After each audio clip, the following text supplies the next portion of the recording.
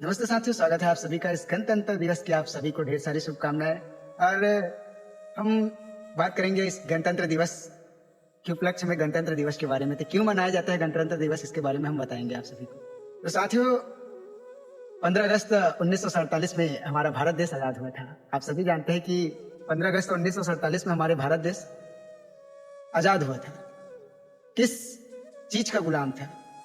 कौन से देश इसको गुलाम बनाकर रखे हुए थे? तो ब्रिटिश शासन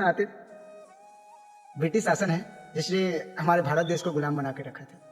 तो ब्रिटिश शासन हमारे इंग्लैंड जो देश है, वहाँ के कुछ लोग अपना शासन चलाए, है ना। कुछ दिनों के लिए उनका शासन था और जैसे तैसे करके उनको जमा नहीं, तो हमारे भारत देश ने आज़ादी लेकर अपना नया नीति नियम बनाने का सोचा।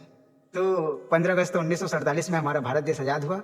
इसके बाद ऐसे तैसे जाते जाते नवंबर का महीना में, वही 15 नवंबर को हमारा देश का संविधान बनाया गया, नए नए नियम बनाए गए। अब स्वतंत्र देश है तो स्वतंत्रता पाए है तो उनके लिए कुछ नियम कानून लगता ही है। उसके लिए नियम बनाए और नियम हमारे बाबा साहब भीमराव अम्बेडकर ने बड़ी मेहनत की। मेहनत करते करते ऐसे ऐसे नियम खोज के निकाले, अपने बुद्धि का प्रयोग करके बहुत अच्छे नियम बनाए और इस नियम का आज भी हमारे भारत देश पालन करता है। तो इस तरह से गणतंत्र दिवस 26 जनवरी के दिन लागू करेंगे, ऐसे करके हमारे बड़े बड़े साहब थे, उसने ठाना। तो गणतंत्र दिवस के रूप में वही 26 जनवरी को मनाते हैं। और इसी बीच मैं तो ठीक से नहीं बता पाया, इसलिए हमारे सर जी आते हैं, है ना। हम बस शुरुआत करते हैं और शुरुआत को कंप्लीट हमारे सर जी करते हैं। तो लीजिए दोस्तों, मिलिए हमारे सर जी से, बताएंगे अपने माध्यम से गणतंत्र दिवस के बारे में। हम जितना जानते थे आप सभी को बताएं अपने माध्यम से। जी साथियों नमस्कार, हैप्पी रिपब्लिक डे। आप सभी को गणतंत्र दिवस की ढेर सारी शुभकामनाएं। 77वां वर्षगांठ मना रहे हैं हम लोग गणतंत्र दिवस।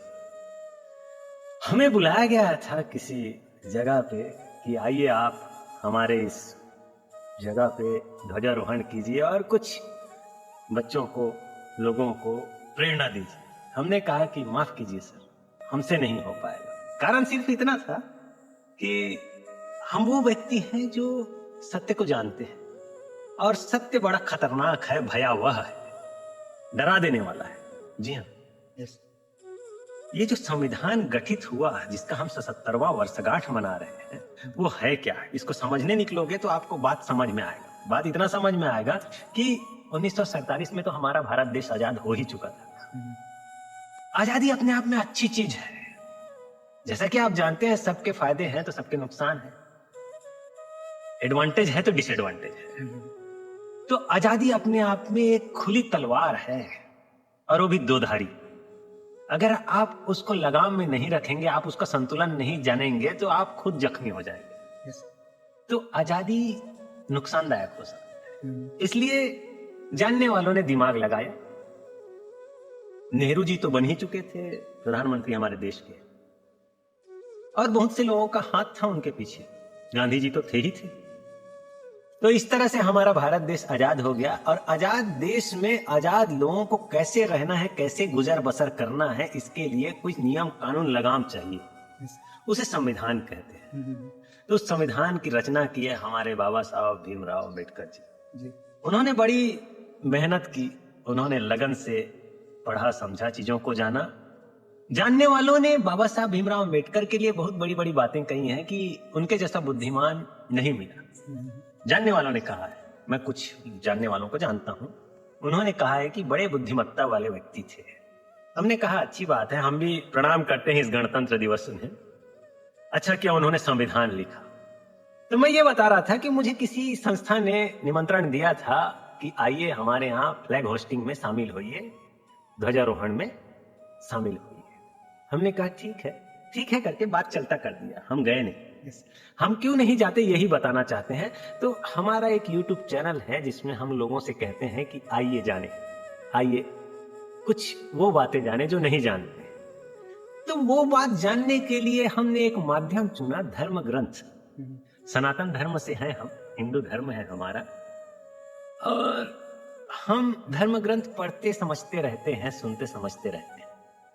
तो हमें इस बात का एहसास हो गया कि धर्म ग्रंथ वो चीज है जिसको पढ़ के आप वो जान जाएंगे जो नहीं जानते थे।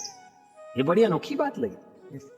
आपकी जो मनोदशा होगी, आपकी मानसिक स्थिति होगी, उस हिसाब से आपको राह मिलेगा, सॉल्यूशन मिलेगा।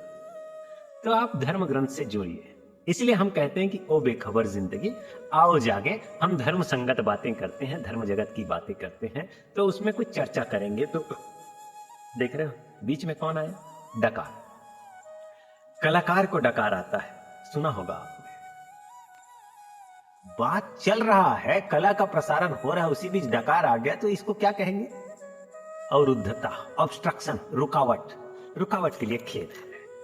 जरा सा ही हुआ, लेकिन सिलेबस लेट कर दिया ना। मैं जिस मुद्दे में था उसको थोड़ा सा रोक दिया, तो उसके लिए मुझे क्षमा प्रार्थी होकर दिखाना पड़ेगा। ये सब नियम कायदा है, प्रोटोकॉल्स है। इस प्रोटोकॉल में सबको चलना होता है, क्यों ना चले। संवैधानिक बात कर रहे हैं, लोकतंत्र की बात कर रहे हैं, तो संविधान की रक्षा होनी चाहिए।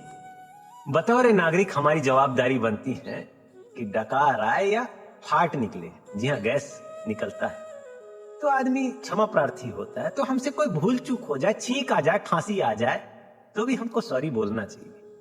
लेकिन यहां इतनी रिस्पॉन्सिबिलिटी हर कोई नहीं निभा पा रहे। लिटरेट लोग ही निभाते हैं। लिटरेट का अर्थ यही होता है कि पढ़े लिखे सुसंस्कृत लोग। हमारे भारत देश में पढ़े लिखे लोगों की कमी नहीं है, कागज बताता है। लिटरेसी रेट अगर पता करने जाएंगे तो आपको पता चलेगा कि साक्षरता दर क्या है। कहने का अर्थ इतना है कि हम जानते हैं हमारे देश में साक्षर किस हिसाब से बनाया जाता है। प्रौढ़ शिक्षा अभियान चलाया ही जा चुका है, आज भी चल रहा है। हमने देखा है कि हमारे जो रह गए अनपढ़ हैं या कम पढ़े लिखे हैं, उन लोगों को पास कैसे किया जा रहा है। उन लोगों के लिए भी कुछ अभियान चलाया जा रहा है सरकार के द्वारा, ताकि वो साक्षरता दर दिखा सके।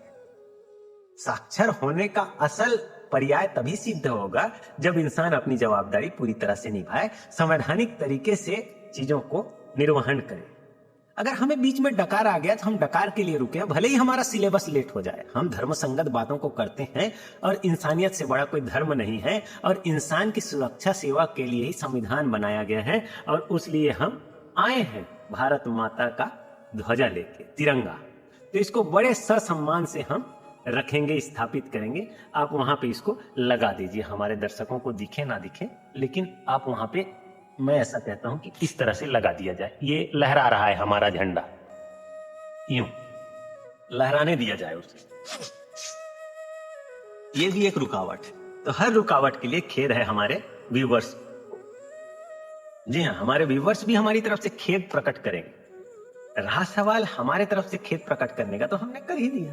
हम ज्यादा खींचेंगे नहीं, धर्म संगत बातें करेंगे। धर्म संगत बात इतना ही है कि संविधान इसलिए बनाया गया है कि लोग नीति नियम कायदे कानून से रहें, अपने अधिकारों को जानें और अपने अधिकार के हिसाब से अपना बात रखें, किसी को परेशान ना करें, इसलिए रखा गया है। तो उसी का 77वां वर्षगांठ मनाने आए हैं। और इससे पहले हमें किसी ने न्योता दिया था पर हम नहीं गए। कारण यह है कि हम जानते हैं ये संविधान क्या है, नियम क्या है, कानून क्या है। अभिव्यक्ति की आजादी है, समानता की आजादी है, न जाने और कितनी कितनी तरह की आजादी है, जिसे हम सभी ने नागरिक शास्त्र में पढ़ा ही पढ़ा है। सामाजिक विज्ञान नागरिक शास्त्र होता है, तो उसमें पढ़े ही हैं। तो पढ़े हैं तो खाली पेपर में लिख के आए हैं ऐसा नहीं है, गढ़े भी। और गढ़ना हमारा इतना है कि आप लोगों के बीच आके बता सकते हैं, भरे गणतंत्र दिवस के दिन भी बता सकते हैं, पर हम आप सभी को रुस्वा नहीं करना चाहते।